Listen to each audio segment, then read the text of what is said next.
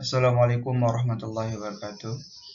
Alhamdulillahirrabbilalamin. Assalatu wassalamu ala asrafil anbiya wal mursalin wa ala alihi wa sahbihi ajmain amma ba'du. Di sini saya Muhammad Fajar Kurniawan pada jurusan Master Pendidikan Guru Madrasah Ibtidaiyah akan menjelaskan pada pembelajaran sistem penjaminan mutu pendidikan yang diajarkan oleh Dr. Muhammad Walid MA, yaitu tentang penjaminan mutu pembiayaan pendidikan. Sebelum kita melanjuti, di sini saya merumuskan pertama yang akan saya bahas yaitu tentang landasan hukum pembiayaan pendidikan di Indonesia. Yang kedua, pengertian pembiayaan pendidikan. Yang ketiga, jenis-jenis pembiayaan pendidikan. Yang keempat, sumber pembiayaan pendidikan. Kelima, ada standar pembiayaan pendidikan di Indonesia. Yang keenam, ada permasalahan pembiayaan pendidikan di Indonesia. Dan yang terakhir, implementasi pembiayaan pendidikan di Indonesia.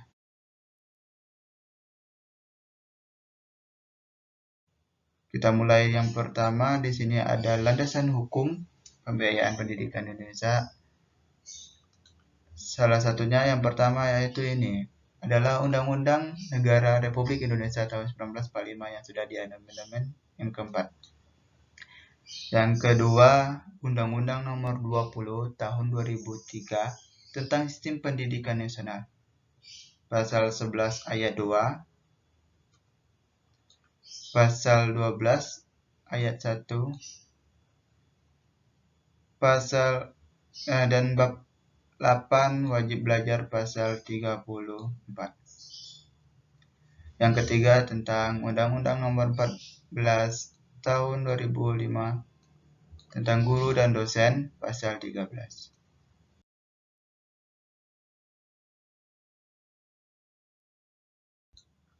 Yang pertama tentang Undang-Undang Negara Republik Indonesia 1945 yang diamandemen mengatakan bahwa setiap warga negara berhak mendapatkan pendidikan. Setiap warga negara wajib mengikuti pendidikan dasar dan pemerintah wajib membiayainya. Inilah landasan pertama pada pembiayaan pendidikan itu. Terus pemerintah mengusahakan dan menyelenggarakan satu sistem pendidikan nasional yang meningkatkan keimanan dan ketakwaan serta akhlak mulia dalam merancang mencerdaskan kehidupan bangsa. Negara memprioritaskan anggaran pendidikan. Anggaran pendidikan sekurang-kurangnya adalah 20% dari anggaran pendapatan dan belanja negara yaitu APBDN, serta dari anggaran pendapatan belanja daerah yaitu APBD. Maaf, tadi itu APBN ya. Jadi dari APBN dan APBD. Untuk memenuhi kebutuhan penyelenggaraan pendidikan nasional. Dari 20% itu dari APBN dan APBD. Untuk penyelenggaraan pendidikan di Indonesia. Pemerintah memajukan ilmu pengetahuan dan teknologi dengan menjunjung tinggi nilai-nilai agama dan persatuan bangsa untuk kemajuan peradaban serta kesejahteraan umat manusia. Itu landasan pertama dari hukum pembiayaan pendidikan, yaitu Undang-Undang Negara Republik Indonesia 1945, amandemen yang keempat. Selanjutnya, kita buka. Ya, Undang-Undang Nomor 20 Tahun 2003 tentang Sistem Pendidikan Nasional. Di sini ada dua pasal dan ada satu bab. Yang pertama kita bahas yaitu pasal 11 ayat 2, yang mana di sini pemerintah dan pemerintah daerah wajib menjamin tersedianya dana untuk dana digunakan terselenggaranya pendidikan bagi setiap warga negara yang berusia 7 sampai 15 tahun.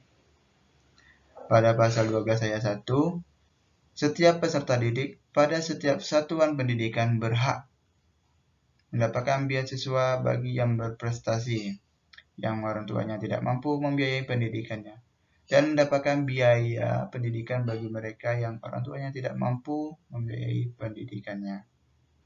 Setiap peserta didik berkewajiban ikut menanggung biaya penyelenggaraan pendidikan, kecuali bagi peserta didik yang dibebaskan dari kewajiban tersebut, sesuai dengan peraturan perundang-undangan yang berlaku. Dan bab 8 wajib belajar pasal 34, yang mana setiap warga negara yang berusia 6 tahun dan dapat mengikuti program wajib belajar pemerintah dan pemerintah daerah menjamin terselenggaranya wajib belajar minimal pada jenjang pendidikan dasar tanpa memungut biaya. Wajib belajar merupakan tanggung jawab negara yang diselenggarakan oleh lembaga pendidikan pemerintah daerah dan masyarakat. Dana pendidikan selain gaji pendidik dan biaya pendidikan dinas dialokasikan minimal dari 20% APBN pada sektor pendidikan dan 20% dari APBD. Gaji guru dan dosen yang diangkat oleh pemerintah dialokasikan dalam APBN dan APBD. Yang ketiga, yaitu Undang-Undang Nomor 14 Tahun 2005 tentang Guru dan Dosen Pasal 13. Pemerintah dan pemerintah daerah wajib menyelenggarakan anggaran untuk meningkatkan kualifikasi akademik dan sertifikasi pendidikan bagi guru dalam jabatan yang diangkat oleh satuan pendidikan yang diselenggarakan oleh pemerintah daerah dan masyarakat. Jadi di sini adalah untuk kesejahteraan guru. Ketentuan lebih lanjut mengenai anggaran untuk meningkatkan kualifikasi akademik dan sertifikasi pendidikan diatur oleh BP.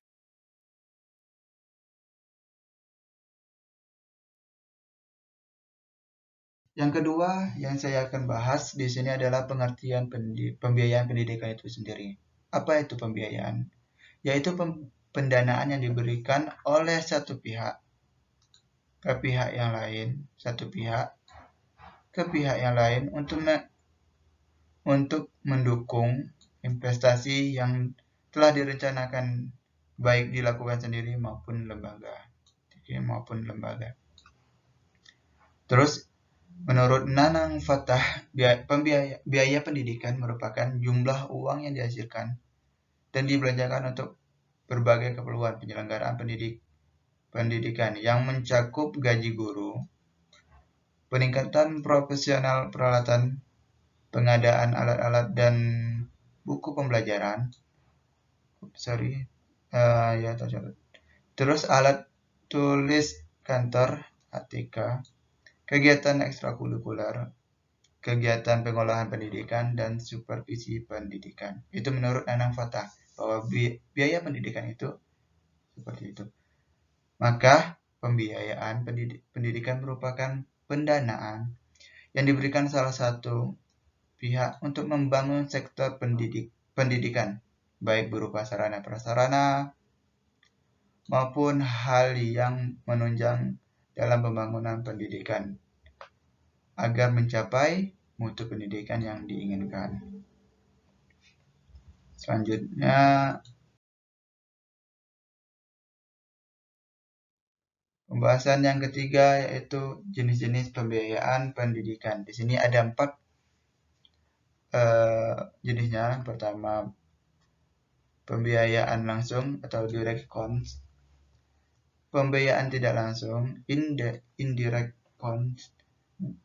Yang ketiga, monetary cost, dan keempat, non-monetary cost. Yang mana pada pembiayaan langsung itu biaya-biaya yang dikeluarkan untuk keperluan pelaksanaan pengajaran dan kegiatan belajar peserta didik, berupa pembelian alat pembelajaran, sarana pembelajaran, biaya transportasi, gaji guru, baik yang dikeluarkan oleh pemerintah, orang tua maupun peserta didik.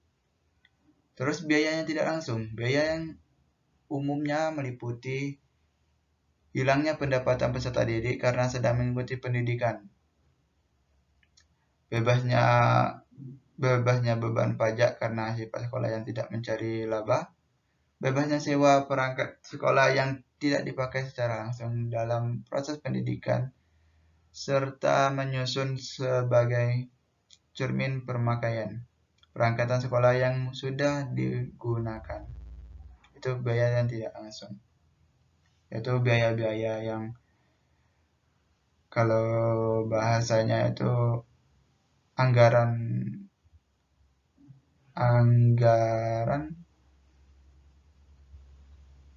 yang ini pada bahasanya anggaran tak terduga gitu. Terus yang ketiga kan adalah monetary count, yaitu semua bentuk pengeluaran dalam bentuk uang, baik langsung maupun tidak langsung yang dikeluarkan untuk kegiatan pendidikan. Jadi semua yang berbentuk uang dia baik mau langsung dan tidak langsung itu yang disebut dengan monetary counts. Sedangkan untuk non monetary counts yaitu semua bentuk pengeluaran yang tidak dalam bentuk uang. Meski dapat dinilai ke dalam bentuk uang, tapi baik langsung maupun tidak langsung untuk kegiatan pendidikan, misalnya seperti materi, waktu, tenaga dan lain-lain. Walaupun mereka bisa bentukkan dalam uang, tapi tidak secara langsung ataupun dalam nilai uang. Yang keempat yaitu sumber-sumber pembiayaan pendidikan. Yaitu ada yang pertama, yang paling utama yaitu anggaran rutin dan APBN dan APBD. Anggaran pembangunan. Terus dana penunjang pendidikan atau DPP. Terus bantuan atau sumbangan dari BP3. Tapi pada pembaruan ini ada pembaruan Undang-Undang Nomor 14 U/2002 bahwa BP3 ini tidak disahkan tidak berlaku lagi dan diganti tingkat satuannya dibentuk oleh masyarakat masyarakat sekolah yaitu dalam bentuk komite sekolah. Terus sumbangan dari pemerintah daerah tersemat dan bantuan lain. Itu ya sumber-sumber pembiayaan pendidikannya. Yang kelima ada standar pembiayaan pendidikan di Indonesia. Standar pembiayaan pendidikan di Indonesia itu sudah diatur oleh Undang-Undang Permendikbud nomor 41 tahun 2007. Di Permendiknas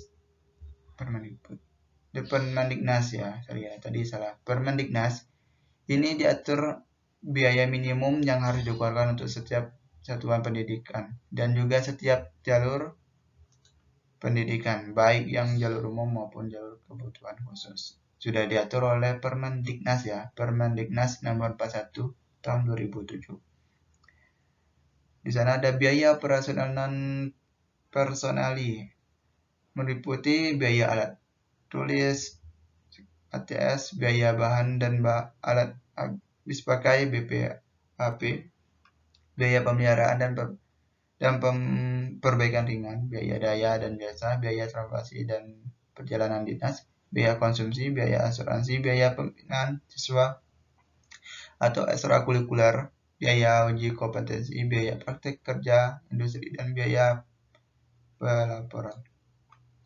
Itu jadi standar pembiayaan pendidikan di Indonesia sudah diatur oleh Permendiknas tadi.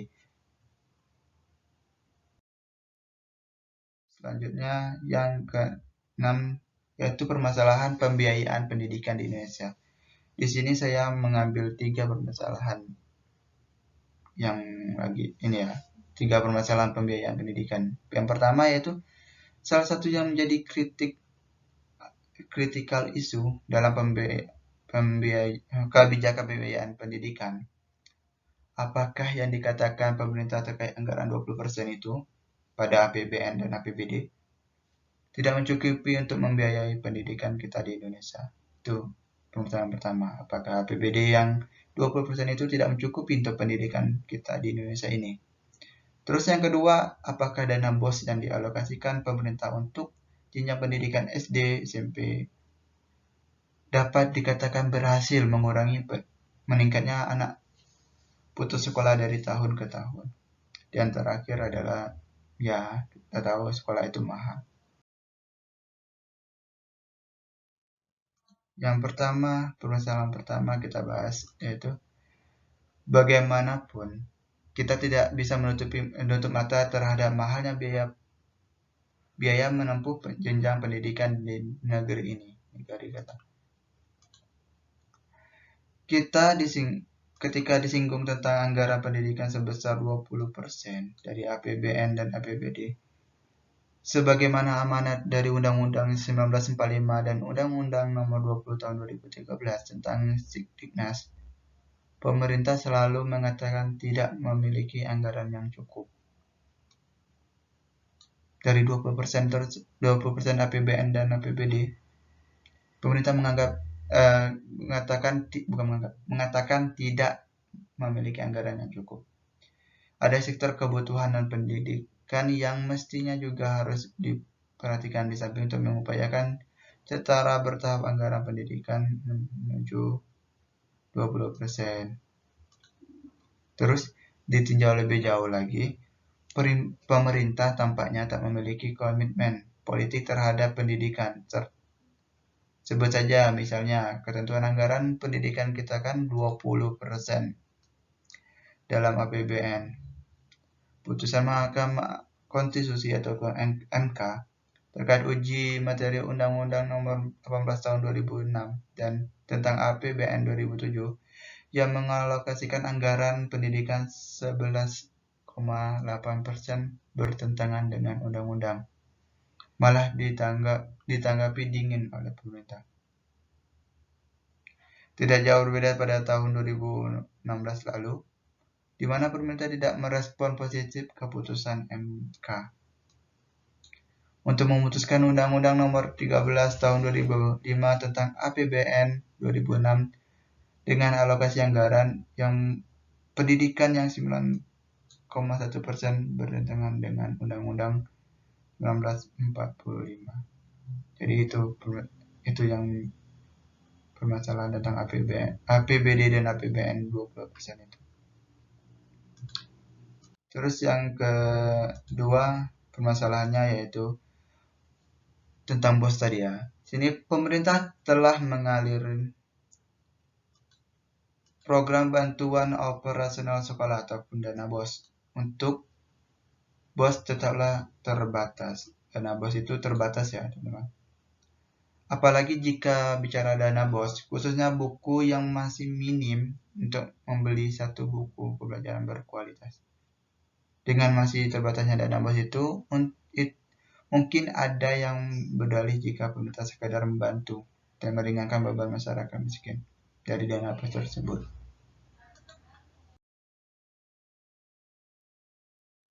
Dan masalah yang ketiga yaitu sekolah itu mahal. Ya, pertama, karena dampak langsung kebijakan lembaga pendidikan di tingkat sekolah. Ketika negara abai terhadap peran serta masyarakat dalam pendidikan, pola pikir Darwinian menjadi satu-satunya cara untuk bertahan hidup. Sebab tanpa biaya tidak akan ada pendidikan. Karena itu, membebankan biaya pada masyarakat dengan berbagai macam iuran merupakan bukan satu-satunya cara bertahan hidup lembaga pendidikan, yaitu biasanya pendidikan swasta.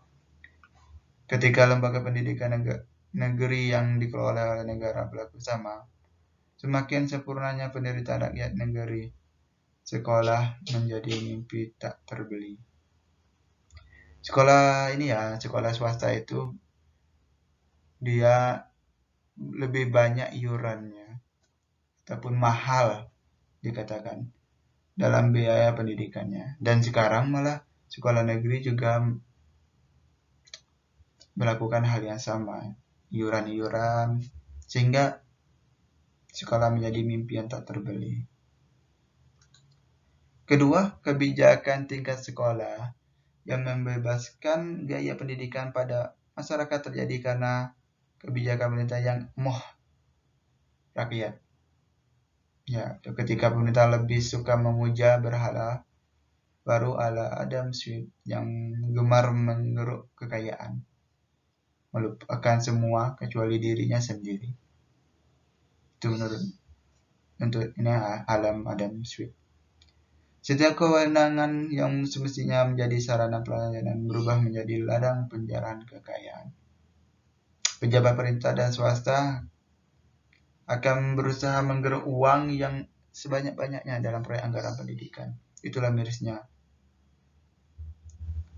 Uang pendidikan diambil untuk dirinya sendiri, seperti yang Adam Smith bilang tadi. Gemar mengeruk kekayaan, melupakan semua, dan dia cuma tidak melupakan dirinya sendiri. Ketiga, mental penjabat negara mental penjabat negara juga swasta, terutama karena tuntutnya persaingan di pasar global, sehingga mereka beradu untuk bagaimana pendidikan mereka bisa bersaing di tingkat global. Indikasi Noam Chomsky tentang keterlibatan perusahaan besar seperti Lehman Brothers dalam penguasaan sistem pendidikan yang rupanya juga telah menyerap kultur pendidikan kita, yaitu jika kita dapat memprivatisasi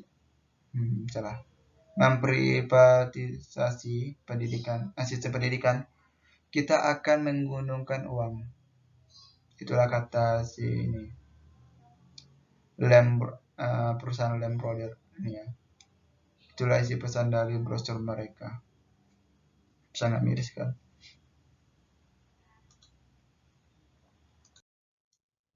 Itu tadi adalah 3 permasalahan pembiayaan pendidikan yang dapat saya paparkan.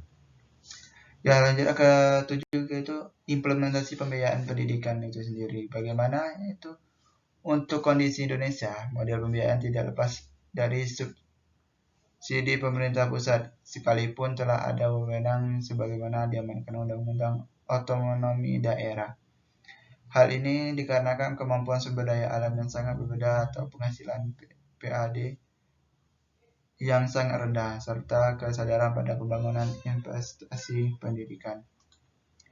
Untuk sekolah negeri, umumnya memiliki sumber-sumber anggaran penerimaan yang terdiri dari pemerintah pusat, pemerintah daerah, dan masyarakat sekitar, orang tua murid, dan sumber lainnya. Sedangkan anggaran dasar pengeluaran adalah jumlah uang yang dibelanjakan setiap tahun untuk kepentingan pelaksanaan pendidikan di sekolah. Ini implementasinya saya lihat atau saya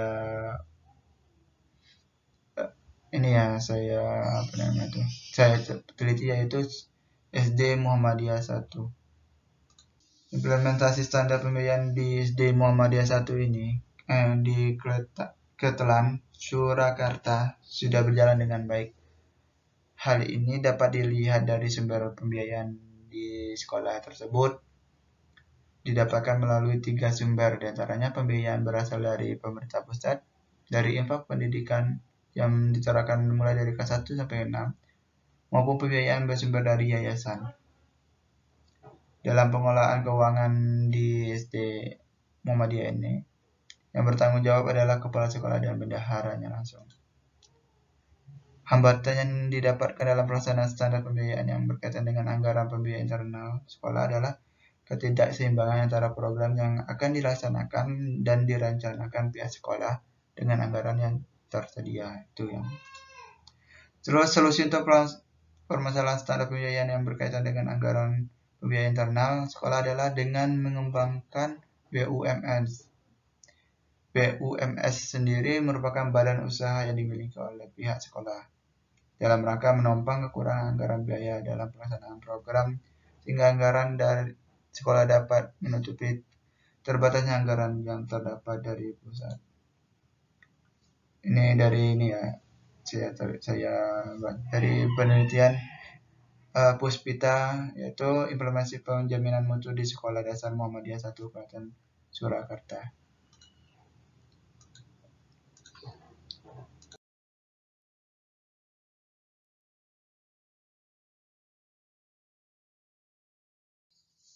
Ya, itu tadi pembahasan dari pembiayaan pendidik, penjaminan mutu pembiayaan pendidikan di Indonesia. Saya cukupkan sampai sekian. Terima kasih atas waktu dan kesempatannya yang telah melihat dan menonton video ini. Saya akhiri apabila ada kata-kata saya yang salah dan juga tidak menyenangi hati teman-teman yang menonton. Saya mohon maaf sebesar-besarnya. Wassalamualaikum warahmatullahi wabarakatuh.